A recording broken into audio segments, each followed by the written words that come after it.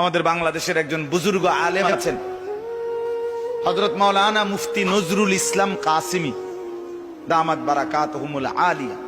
আপনারা ওনার বয়ান শুনে দেখেন কি মজাদার বয়ান। তো উনি বলছেন যে আমি দীর্ঘ ৩৫ বছর যাবত সারা পৃথিবী, সারা ইউরোপের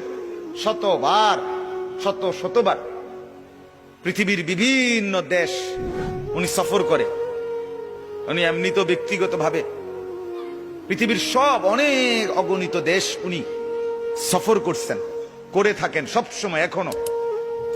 তো উনি বলেন আমার এই ৩৫ বছরের জীবনে আমি এই পাঞ্জাবি টুপি পরা অবস্থায় ইউরোপের আমেরিকা, ইটালি, লন্ডন এই সমস্ত দেশে অগণিত বার এক রাজ্য থেকে আরেক রাজ্য, এক দেশ থেকে আরেক দেশ গেছি, যাচ্ছি।